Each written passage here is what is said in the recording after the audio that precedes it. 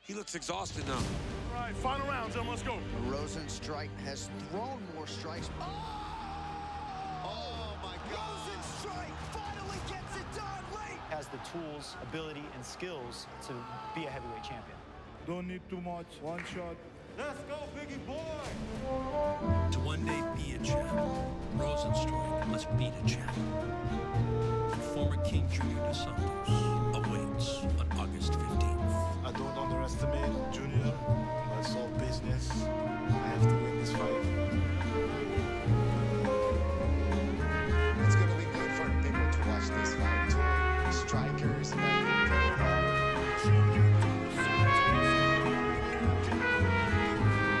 Somebody's going to get knocked out. I really believe that.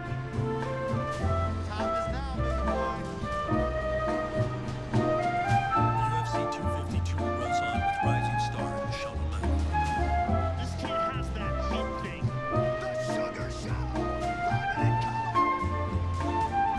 Facing Marlon Vera. does it again.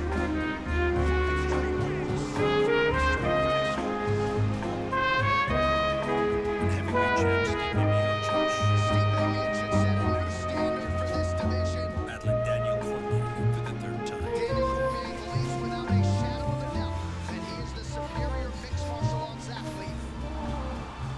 It all goes down at the UFC Apex in Las Vegas.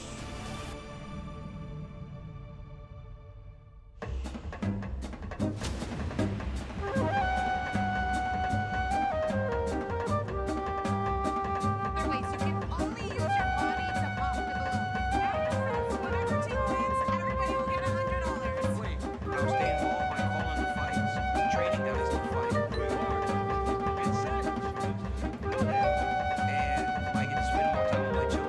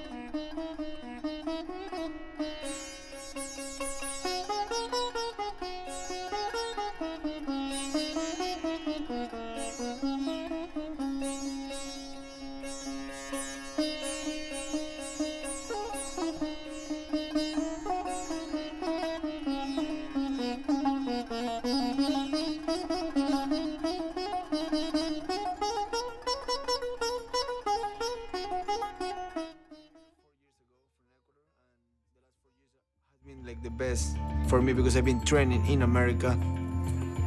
I came for 1 year here by myself. I won a fight, and then with that money I was able to bring my family the following year. Ready, set, go! My family is happy, and that's my drive. Corre, Ana, corre, corre, corre! Good job. You know, I love fighting, but without having something that drives you, you're lost in life. Vainilla o chocolate, mi amor. You wanna come up? Come on, boy. Vanilla. Oh. Chocolate. Sí, tío. Oi.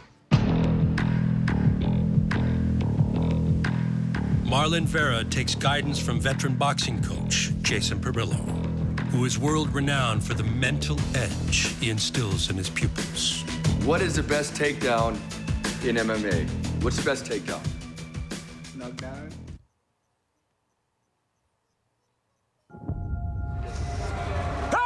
Baby, it's DC time. Let's go, baby. Come on, boy. My expectations when I got into the sport was to be the best. I dreamed of fighting in the UFC. I dreamed of headlining a UFC pay-per-view.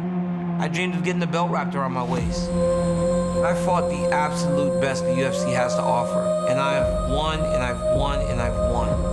And that is it. Daniel Cormier defends his style tonight. I've long worked and talked about legacy. And I felt like that night in July, my legacy was cemented. Never before has a UFC light heavyweight champion moved up to challenge the active heavyweight champion. Stipe Miocic trying to successfully defend this belt for a fourth time. No one's ever done that before. He is cemented his position as the greatest heavyweight ever. He beat Fabricio Verdun by knockout. He beat Junior Dos Santos by knockout. In a career of accomplishments, I gained the ultimate one at the ultimate time. Oh, he hurt him.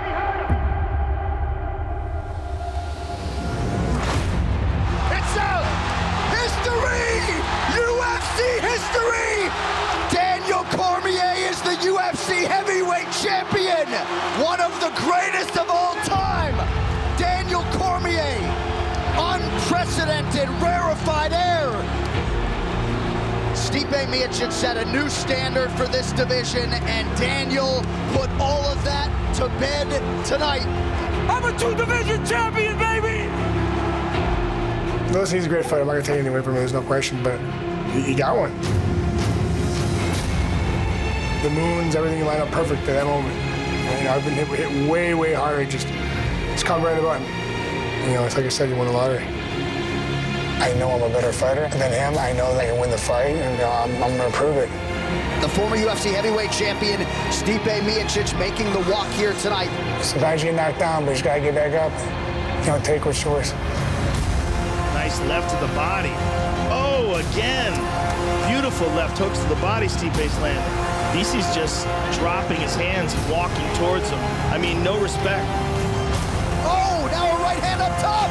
Oh, DC in a world of trouble. He is down. Stipe exacts his revenge. Miocic is getting the belt back.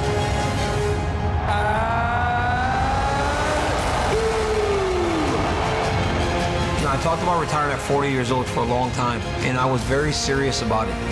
But there's unfinished business that I need to take care of. This is the last time I'm in the fight. I get an opportunity to go out on top. He's the greatest UFC heavyweight of all time, and we're 1-1. This fight, it determines the greatest heavyweight the UFC's ever had. This fight's for legacy. This fight's for everything. I have to win this fight. I don't care. I'm going to retire him then. It's going to suck, you know, retire the rest of your life. Knowing you lost to me again. I go out there, I'm just going to do what I do. I'm knocking him out.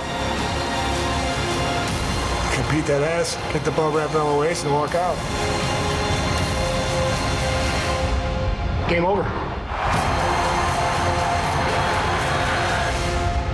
You hear and new again.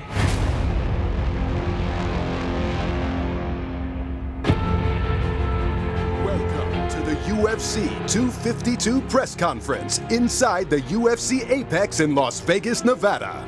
Saturday night, the trilogy is settled to determine the greatest heavyweight fighter of all time. Introducing first, the former two-division champion, entering his 10th UFC title fight. Here is one of the best fighters to ever grace a UFC octagon, Daniel Cormier. And his opponent, the UFC heavyweight champion, 13 career UFC wins, 15 pro knockouts. The baddest man on the planet, looking for a second straight win over DC. Here is the reigning, defending world heavyweight champion, Cleveland's finest, Stipe Miocic. What's up, everybody? How are you? Thanks for coming today. We appreciate it. Who has the first question? Kevin. This is for both guys. I'll start with Daniel, though. The last time when you fought, first time you fought John Jones, there was the open mic, and we caught you, saying some unnice things. Has there been any of that with this guy when you were backstage? Any of that happening? No. Honestly, I haven't seen him all week, and this is the first time I'm seeing him. So there hasn't been any of that. It's good to see his face, put a face in front of me as we get ready for the fight. It's been the only memory I've had is of him winning the fight over me. So it's good to see his face again with a couple days to go before I get to punch him. When you look at retiring, what will you miss most? You retired from wrestling before, and so you've been through this one more time. Will it be the camps and being with your teammates, or will it be the fights and and being in the spotlight? What will it be that you'll miss the most? I mean, it's a lot of it. You miss that rush. People talk about things that you miss when you retire. That walking through that curtain with 20,000 people. This is my 10th UFC title fight in a row, right? So there's been a lot of full arenas, people yelling when I hit the curtain. You miss that. There's no drug in the world like it. The fans, the adulation, the camaraderie of the training camp. Good thing I've got and made good friends over the course of my career that we're going to continue to be together. But you miss all that, man, that hitting the curtain, the competition, the camaraderie. There are a lot of things I'm going to miss. But I'll still be around, calling the fights and doing all kinds of other things. So it'll be okay. And my last one for you, would you say that your victory over Stipe at UFC 226 is the highlight of your career to this point? Yes, it's absolutely the highlight of my career because of everything that it entailed. Not only was it another championship win, but it was beating a guy like Stipe, also on the run that he was on, and then the way that I did it. And to become a UFC double champion was truly amazing and a lifetime of accomplishments. I've had accomplishments since I was a young kid. That was the biggest one. And that'll only be topped by Saturday night. And Stipe, I wonder if, from your standpoint, given what Daniel has accomplished in his career, if you feel like coming back after being knocked out in the first round was your biggest accomplishment. Yeah, it totally is. I mean, it didn't look good on TV, but yeah, I mean, coming back from that and waiting a year to get it and getting that belt back was everything. And like DC was saying, it's great to see his face again. He actually looks nice. I like your suit. Looks good. And unfortunately, Mike didn't come to the mail. I'm kind of mad about that right now. But yeah, I'm super happy, for everything that's happening from that, But now we got unfinished business, so. And I guess, the rubber matches are always great, especially when you have two of the best of all time. But is it a little bit difficult knowing he's going away because, he's getting a lot of attention because he's retiring? Is that bug you, or are you just happy to let him kind of get and do all the interviews and do all that thing? Good. He can take it all, man. It's all good. I don't mind it.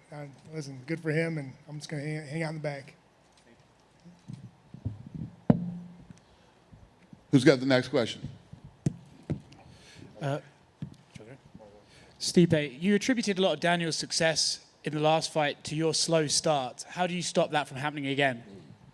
Don't let it happen again. I mean, yeah, I just he's got a great pace, and he's a great fighter, and I let him dictate what's the beginning of the fight, which I can't let that happen. I got to do what I do, and I plan on not letting that happen again. You've been thinking about this guy for almost like 3 years at this point. What's it like to finally know that you're nearing the end of that?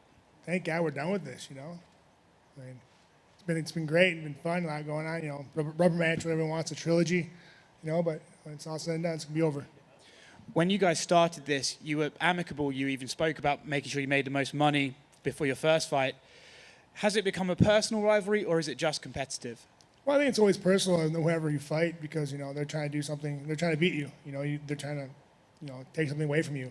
And I mean, I got no ill will towards the man. And he's gonna have go to retirement. God bless him, and wish nothing but the best for him. And for Daniel, you made a big point last time of how the back pain sort of affected your training. I was wondering, how's it been different this time round? when we fought in July, I fought in November, I think, against Derek Lewis.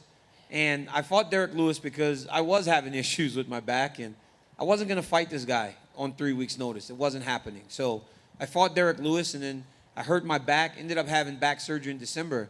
Well, when the fight was asked if I was going to fight him again, this was May, right? So I'm 6 months out of back surgery trying to get into a professional fight camp. And so I made a lot of concessions. When things got tight, I stopped. When I felt like I was going to hurt myself, I stopped. And I believe that it showed in the fight. You know, I'm not a guy that generally fatigues as I did. Granted, it was a high-paced fight, and he landed some good shots. But I got tired. And this time I've been able to train effectively because I was okay with knowing if I got hurt, I just wouldn't fight. And when you can accept that, you can do everything you need to do. If you could put a percentage on it, how much better are you this time round? I mean, honestly, and it's hard, right, when you ask that question because it almost puts me in a position where I take something away from what Stipe did. He won the fight, he took the damage, and he did what he had to do. But I feel much better. I feel much better today than I did last year. I mean, from the simplest things, right, like from jumping outside and running across the levee in Gilroy. Those are things that I couldn't do. Lifting weights, those are things that I couldn't do before the last camp because it just affected me physically too much. But I wanted to fight, and honestly, part of the reason was because I understood that the dude did deserve a rematch after doing all that he has done. But in hindsight, I probably would have waited a little bit. Last one from me. If you win on Saturday and walk away as the world heavyweight champion, is that the greatest exit we've seen in mixed martial arts to date? In mixed martial arts, yes. But then I think it puts you right alongside the greatest sports athletes of all time. Michael Jordan won with the Bulls when they beat the Jazz. Unfortunately, he came back. I won't come back. Peyton Manning won a Super Bowl in his last season. It would put me in that type of sphere with some of the greatest athletes that have ever competed across any sport. So when I win on Saturday, I will retire in that way. Hey guys, Jim Greasauber, cage side seat. DC, just to follow up on that, with all due respect, how important is it for you to go out on top from the standpoint of not only getting the belt back, you talked about fighting your fight, but as you get set to retire, DC all-time great light heavyweight, but John Jones, DC all-time great heavyweight, but Stipe. How much is it to avoid that sting of having that twice with this that fight? would be it. I'm a guy with a big ego, and that would suck. I mean, I got to be honest, you know, to think that there would be two guys in my career that were just better than me, and I had multiple chances to beat them, and I didn't get it done. Yeah, it would suck. But, you know, Dana didn't just go, hey, DC, I love you, you're a great guy, fight for all these championships. I earned these opportunities, right? So all these tough guys that I fight, again, 10 title fights in a row, that's all earned. It's not because they like me. You know, these guys aren't my friends to the point that they just give me championship fights. I train, I fight, and I win. That's why I continue to find myself in these positions. But all this pressure is earned. The pressure of fighting a guy like Stipe Miocic, the pressure of fighting a guy like John Jones twice. When Jones beat me and he got in trouble, I beat everybody else until he got back. And then I beat everybody else again until I fought Stipe. So all this shit's earned, man. This isn't given. And I think people need to recognize and realize that. And how important is it for you to be such a role model in your community, to be a high school coach, to have your own kids looking at you, to be over 40 years old and still at this level, and to be able to have the chance to ride off into the sunset with that belt and bring it back to Gilroy? It's massive, you know, because when I was growing up, I didn't have that many people to look up to in that way. So when you can touch someone like me in the community, it means a lot. You know, I love giving back. I love doing the things that are going to make an impact on people. So, yeah, it's very important to me. Stipe, for you, champ, good to see you. You're 1-1, obviously, against Daniel. You have the belt. How important is that, too? Obviously, it's why you're there, to get that second win over him and just prove beyond a shadow of a doubt that you're the greatest, right? Would you just expand on that for us? Yeah, of course. I mean, listen, we're both competitors. We don't want to lose. I mean, I like winning. You know, like I said, I train my butt off to be where I'm at, and I'm not giving it up. You know, I work too hard to give it up. You know, I put a lot of time and effort, not just me with my coaches. You know, they get away from their families. You know, their families let them go away with me to these camps or go train somewhere, and then, you know, it's just, you know, it's not just me, it's all of us. And we talk a lot about the UFC being at the forefront in the sports world, but you were really out on the front lines with COVID in Ohio, being a firefighter and doing your job there, and you said, hey, I'll fight later. This is my job now. Can you reflect on that experience a little bit and how it gave you maybe more perspective as you head into another big fight?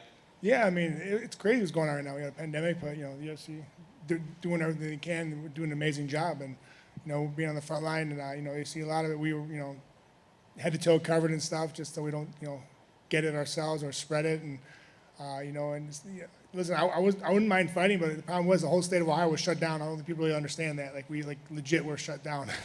So we really couldn't do anything. And, yeah, it was crazy, but perspective. I just was scared to go home and give it to my daughter or my wife. That was the only scary thing about the whole situation. Because I knew what I was doing. I knew I was putting my life in the line. Helping people out, which is fine. That's what I signed up for. But at the same time, I was scared to going home, and there's always precaution. I get home, straight to the laundry room, through the clothes in the wash, hop in the shower, best that I could. So far, we've been lucky. Knock on wood. Last one for me for Dana. Obviously, you've been in that position for a ton of big fights. It's always bigger when it's the heavyweights, right? But you've talked about the winner of this one being the greatest of all time. Where does this fight rank in terms of the biggest fights that you've had in your career with the UFC? Yeah, it's massive, and obviously the trilogy. I look at this fight like, everybody that I've been talking to. I've been doing media all week. I just got off an hour and 15-minute call with Rogan, who's losing his mind. Me and Rogan geek out before these fights all the time, and this one is one of those. I'd have to call this the best trilogy, especially because of the first two fights. First two fights. You don't see heavyweights go at it the way that these two have in the first two fights, and the result. Cormier, catches him with that shot in the first fight and knocks him out, and in the second fight, Cormier comes out and was lighting Stipe up with some big shots, hurting him. He goes back to the corner, and they make some adjustments. You see that shit in like the movies and with really, really great fighters, where you go back and make a couple adjustments in the corner and come out and do what Stipe did in the second fight. Both of these guys are super aggressive. They're both incredible athletes. They're two of the best ever. And Saturday you find out who's the best heavyweight of all time. It doesn't get any better than this. It's the best.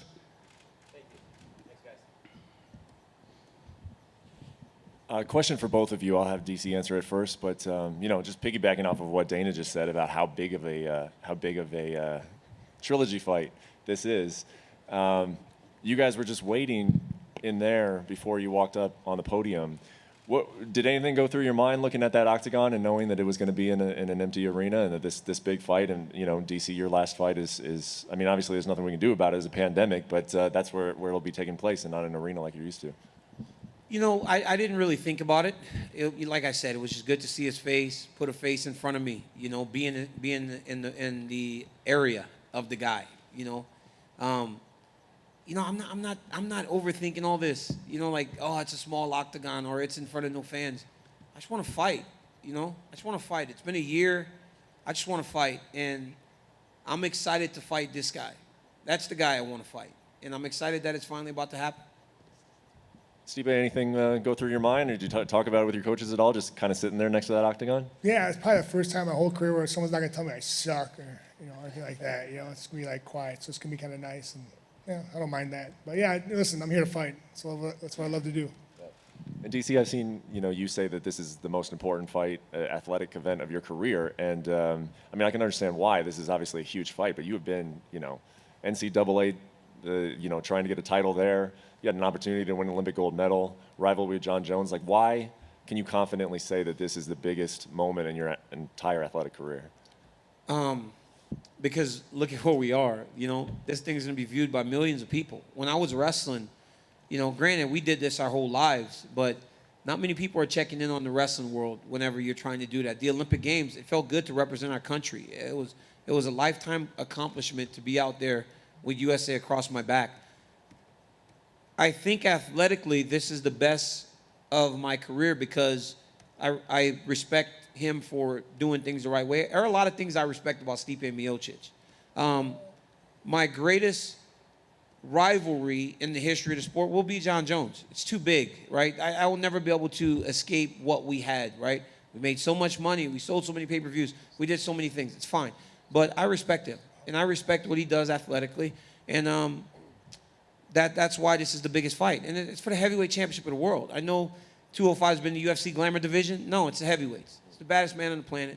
and this guy beat me last time, right? And that motivates you to do something special afterwards.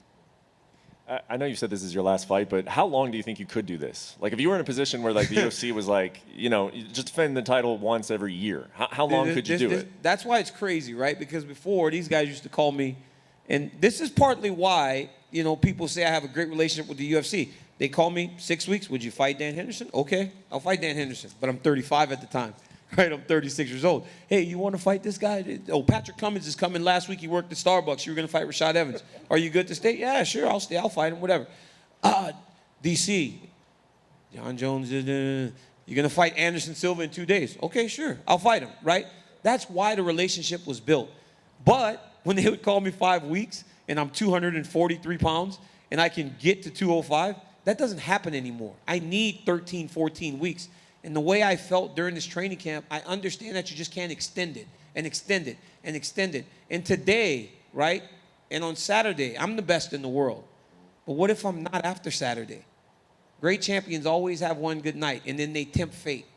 I'm not willing to do that. And then one for Stipe, you've done very well in rematches. You know, you've had an opportunity to avenge 2 losses, and you won by knockout in both cases. Do you think that you have like an advantage? You're in your team? Do you think you have an advantage when there's a familiarity there with you and your opponent?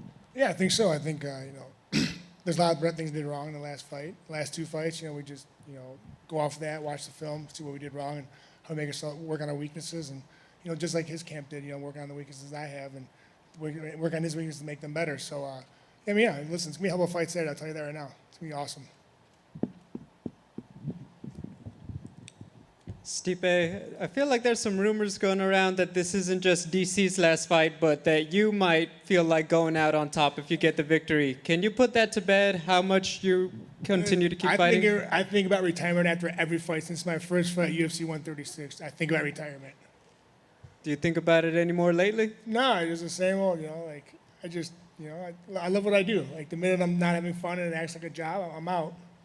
But right now, I'm good. I'm happy. I had a great camp, best of my ability, especially being quarantined and with this pandemic going on. But honestly, I feel great, and, we'll see how long I go. I don't know about 40, but God bless DC, but I don't know about that, but, a little bit longer.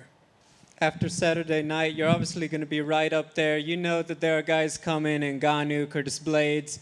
Are you excited to take on this new wave of contenders, or is it more just, when it's time to clock in for work again, I will? Yeah, exactly. My focus is on Saturday. That's all I care about. There's a lot of good guys coming up. It's great to see the division getting stronger. But right now, Saturday is my main objective. Question for DC. We've been hearing about for years from Javier Mendez and Bob Cook, these legendary matches in the gym, you versus Kane, you're training with Luke Rockhold. This is your last dance. Can one of you guys finally drop those videos on YouTube? No, I don't want you guys seeing me getting beat up all the time. Still to this day, Cain Velasquez is the toughest guy I've ever fought or trained with.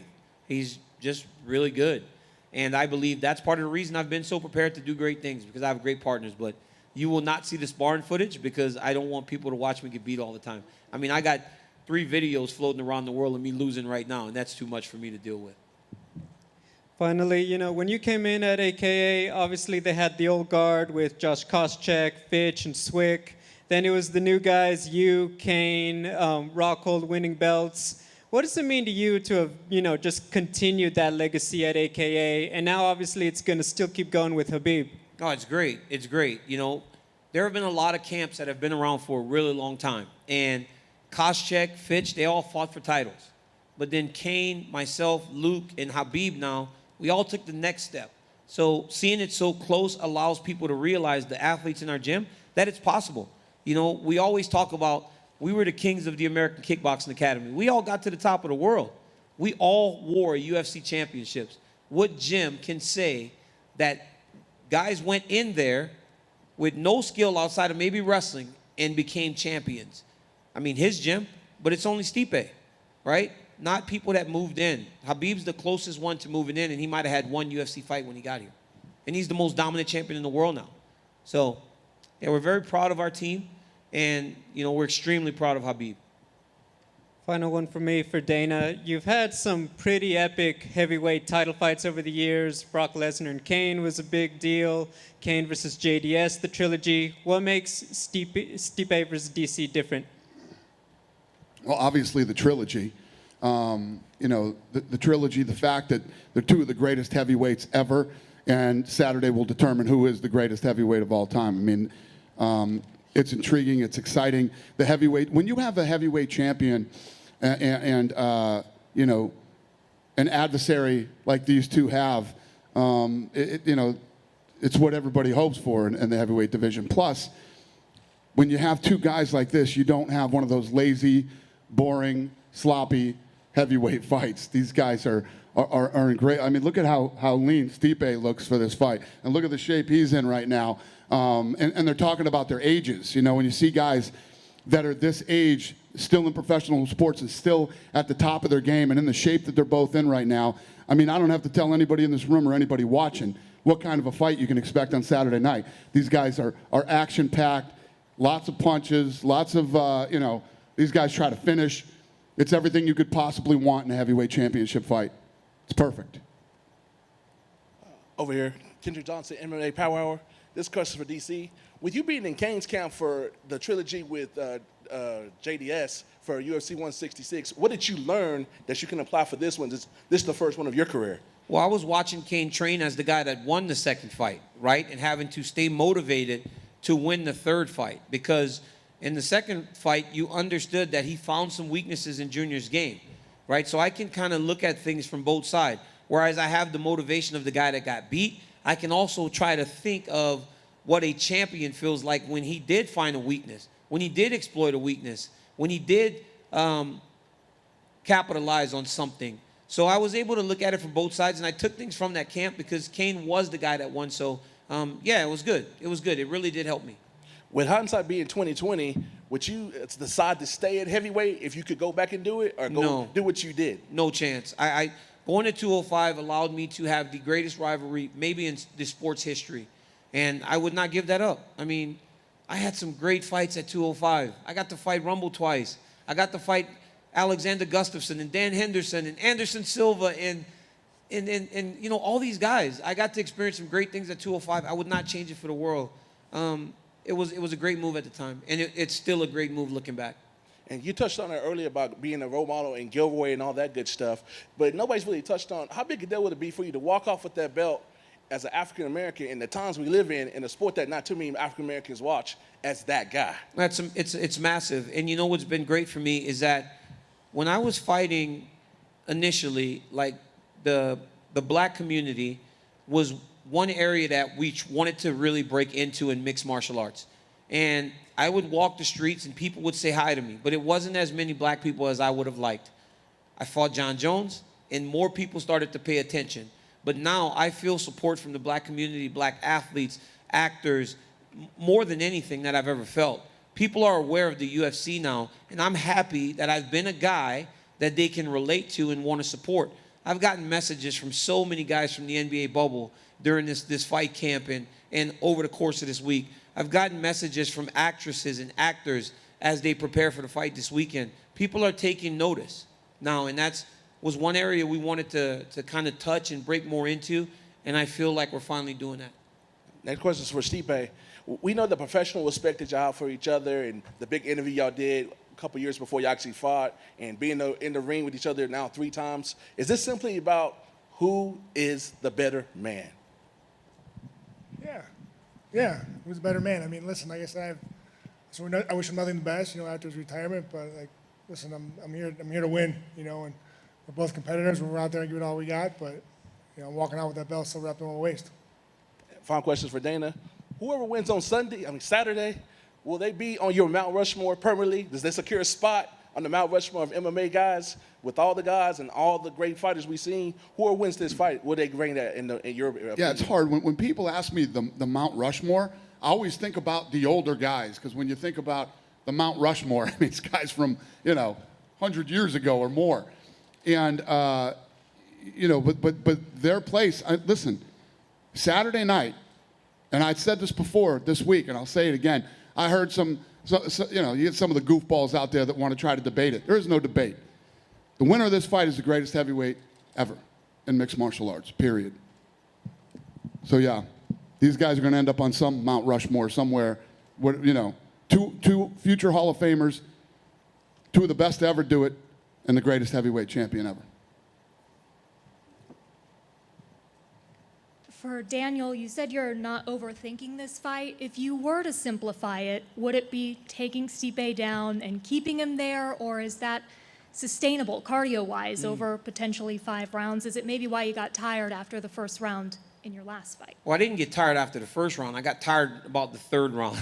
Whenever I was starting to swing and he was hitting me, and it was just crazy. Now, the easiest path for me is to try to take him down and hold him down. When I got to take down the first time, I held him there for about 3 minutes. But it takes energy to do that.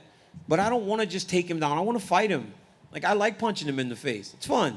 I enjoy it. His head kind of just stays there. So I like punching him. So I'm going to punch him. I'm going to wrestle. I'm going to do everything. I think that, you know, everybody talks about, oh, you're an Olympic level wrestler. Just go take this dude down. Dude knows how to wrestle. He knows how to wrestle. I felt it immediately when I grabbed his leg. I understand that he has the skills to defend takedowns. He took me down.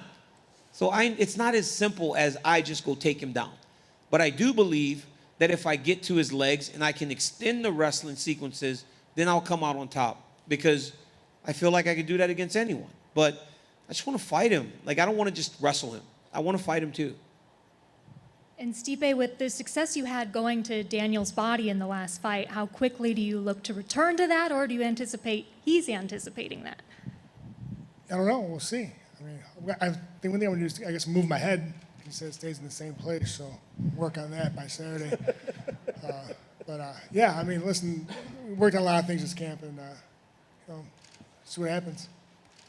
Did you want to say something? I saw Yeah, he's gonna go back to the body. I mean, he would be an idiot not to, right? They had too much success there, you know. But the reality of it is, when you make an adjustment like you guys did last time, you get to do that one time. Because I go home and I fix that. And I work diligently to try to ensure that it doesn't happen again, right? He's still going to hit me. And he will land body shots. There's no way I'm going to block every one that he throws, or I'm going to counter every one that he throws. It's a fight. He's going to land. But it's on me to be more prepared and more ready to go as long as this fight goes. But yeah, he's going back there. He's not being coy. You could tell he always smirks when he tries to say he's not going to do it. Look at him. He can't even help himself. He's doing it right now. Like my wife. He just smirks right away as soon as you talk about the body shots. But why wouldn't he? Of course, until I stop him from doing it. And then for both of you, who is the busier guy outside of the octagon, perhaps more distracted? I mean, you both have families. You have your firefighting duties. You are everywhere in the media. Who's busier? You want to go first? No, you go. You know, I think I overextend myself at times. And this camp, I didn't have to do that. Honestly, because the pandemic has honestly been a blessing for me. Because this is the first time I had no wrestling. I called no fights. I was able to just stay home and train for the last 14 weeks. This doesn't happen for me. You know, generally as a wrestling tournament. Or I get out of practice at 2 o'clock and I'm at the wrestling room by 3:30 until 7 when I go to train again. So those were things, or appearances as the heavyweight champion, right? The ESPYs and all these other things that I had to do. I did none of that this time. I stayed home and I trained, and my wife about killed me because I was just a log. I would train, I would lay down and sleep, play video games, and I would train again. And she's like, are you a college kid? Like, when are you going to grow up? I'm like, no, I'm getting ready for the most important fight of my career. And eventually she understood and let me do my thing. So this time there was no distractions. It was only Stipe Miocic. I mean, yeah, nothing changed for me. I'm pretty selfish as it is, so I just worry about myself, you know, let my wife, you know, I'm joking. I worked at the fire station, you know, nothing really changed though. I was actually pretty lucky. The city I worked for, the citizens are really smart, kept to themselves, didn't, you know, get overexposed. So we only had a few COVID calls, but yeah, I mean, nothing really changed. It was, and like training at home, like the one thing I did not want to do was train at home. That's like my sanctuary. I wanted to like not bring anything there. And fortunately I had to, it is what it is. But you know, my wife helped out. We had a great gym in the basement, and it was actually a blessing in disguise. You know, I loved every second of it. You know, I was able to get home in time, or, you know, before I wouldn't be able to get home in time to see my daughter go to bed. Now, you know, I was at home training. I was done, and I was able to see my daughter put her to bed, and it was the best thing in the world. Daniel in the back. Several fighters have remarked being able to make adjustments based off of hearing your commentary since there's no fans in the arena. Who will be on the desk on Saturday if you could ear hustle their commentary? Would you listen to make your adjustments? I mean, I can't even listen to my coaches when I'm in there fighting. Like, so I don't know how I would listen to, it's Rogan, Anik, and Dominic Cruz. So if you want to listen to anybody, listen to Dominic Cruz. He might be the smartest person on the planet, but I got to go fight. Those guys have their time to tell me what to do, and that's in the minute in between rounds. I got to go out there and fight and do what I've done on so many occasions. So, no, I'm not going to listen to those guys. I'm just going to go fight my fight. And staying with the commentary, how do you feel that your time on the desk as a commentator has informed your work inside of the cage? Oh, it's helped me tremendously because I watch these guys and I learn from everyone. I learn from young kids. I learn from older fighters. I just learn from everybody. I try to pick up things from Stipe. I see the good things that he does, and I take from that. I see the good things that Jones does, and I try to take from that. I take things from everybody. And being a commentator, because I'm working these fights, I've called Stipe's fights before, and I've had to watch him to prepare for the work. And that's when the first fight, right? That's where I saw how he would come out of the clinch because I was watching him not competitively. I was watching him just as a guy I was going to call his fight. So, yeah, it helps. It helps because you don't look for the weaknesses. You look for everything and you respect the guy for their skills. How do you feel your work as a commentator has increased or impacted your value as a fighter? I mean, I think anything you can do to build your brand alongside the UFC helps your profile and helps to build you as a fighter and just helps you overall. So me being at the commentary desk for all the biggest fights, that's massive for me. That's massive for me in terms of recognition because when you see a Gilbert Burns go out there and dominate in the way that he did here, or me and Joe and John Anik being the only show in town in Jacksonville, when Justin Gaethje had that unbelievable performance, my profile raised tenfold because there were no sports going on in the world. So it allows me to stay visible whenever I'm not even fighting, and it's been great. Dana, question for you. What are your nerves like when you get two fighters who you know as well as these two in such an important fight? When that walkout song hits, what are your nerves like? That for me? Yes, it's for you. When the walkout songs, what are my nerves like? What are your nerves like when the big fight is happening and they're walking out and you two fighters who you know so well in such a big fight are about to enter? I think I feel the same way that all the fans do. I'm excited, yet nervous, and you know, they walk out, and when they get into the octagon and start moving around, and then obviously when Buffer, you know, does his thing, and then when they get the guys face to face, you're ready to explode. I just can't wait for the first punch to be thrown and the fight to happen. I feel like every fan in the world feels when the big fight happens. My last question is for both Daniel and Stipe. And after this fight, what will be more important to you, having the championship or what it means for your legacy? You go first because I've been going. So you go first. I'll take this one. You go first. I mean, honestly, it's all about, winning the belt, it's all about the legacy. So for me, it's, just getting that W and getting that belt. That's all I care about, which I will. That's all I think about. It's been a long time since I've never held a portion of the UFC championship, and I've never touched that belt that Stipe holds over there. So for me, it's about getting the belt and beating a very, very good fighter. So it's about the belt. It is. This question's for both Stipe and DC. The heavyweight divisions had to wait a year for this trilogy, rightfully so. When you look at all the names out there, who's most deserving for the next title shot? I mean, you should probably answer that. I'm not a matchmaker. There's a lot of guys. Ngannou's looking great. Blades. Yeah, I don't know. It's what the UFC wants. I fight. I'm not a matchmaker. Yeah, I think that's more for Stipe. He'll still be around, you know. So regardless of what happens Saturday, I imagine he's going to be fighting for the UFC championship against whichever of those guys. So that's kind of a question for him. I'm just going to get my belt and go into playing golf. Final question will be for Stipe because he'll be fighting. Has the fire department made you wear the championship belt while you've been cleaning toilets over this past year still? No, just that one time. Savages. Not really happy about that situation. Thank you for bringing that up. Fair enough. But yeah, they'll probably make you do it again. So it is what it is. Stipe, you were just asked about legacy, but and you kind of said the belt's more important than that. But do you think about ahead, like what you want to leave, like what you want to have people remember you by when you're done? Yeah, for sure, definitely legacy. But it's more for my daughter. If we have more kids, I want to show them that hard work pays off. Show them that I put my effort into something and good things happen, and get what's yours and do what you want. And I just want her to be like, hey, my dad did pretty cool things, and just know I did it for her, and just that's all I care about. And a lot of analysts have said the smaller cage is an advantage for DC. Would you disagree with that? I guess so. I mean, everyone's been saying it, so I guess it's an advantage for him. Did that factor into your game planning or your No, I train in a cage like that all the time. Okay. So. And for DC, the same question. I mean, do you think it is an advantage for you? I mean, I've been able to get closer faster, right? Like in the smaller octagons and in those spaces that I've been training. I've got a style that goes forward anyways. I'm trying to pursue guys. And there's just not as many exit routes. I was watching the last fight, and there were a number of times where I got Stipe close to the side of the octagon, and I went to punch, and he would disappear.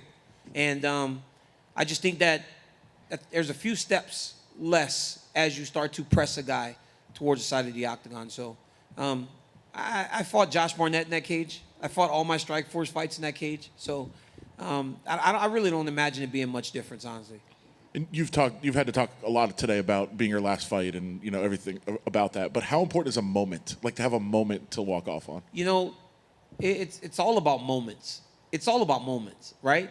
The moment when you win your first title, the moment that you win both titles and you're sitting atop the cage and the fan adulation. Those things are important. But this moment, I believe, will be bigger than any of them. You don't get to bask in all the people screaming, but you get to fight in that environment right there, in that cage, with just that small amount of people, and they can hear the punches. We hit each other a lot last fight. Could you imagine what you're going to hear Saturday night when we're punching each other? It's going to be fantastic. I mean, I can't wait for it. And along those same lines, like I guess the downside of having a moment is that you're like, oh, I could do this again. And you've had that. And that's the problem, right? With most athletes, when you do that, you feel like, oh, I'm the best in the world. Because again, most guys in my position, when they're talking about being done, they're on the prelim somewhere, or they're there for some young guy to beat, right, and elevate himself off of their name. That's not me. I'm fighting to be the best in the world. So on Saturday when I win, I'm the best in the world. But you got to be comfortable walking away as the best in the world, or eventually you're going to end up on the prelims for somebody to beat you and build off of your name. It's just the way the game works. And then the last thing is you were talking about the body shots and preparing. Is there a way to prepare to take them, or you just have to prepare not to get hit with them? You watch a lot of boxing. You watch a lot of boxing, and when the tall guy throws that lead body shot, there are a number of shots open and available to counter with. So that's what I've been really doing, a lot. And I try to think that I'm a smart guy, and on Saturday, hopefully, I can pretend to be smart again when he tries to go to the body. Because when the tall guy changes levels to go to the body, there are some openings, and I'm hoping to exploit those. Thank you, guys. We appreciate it. We're going to get this stuff out of here and square these guys off.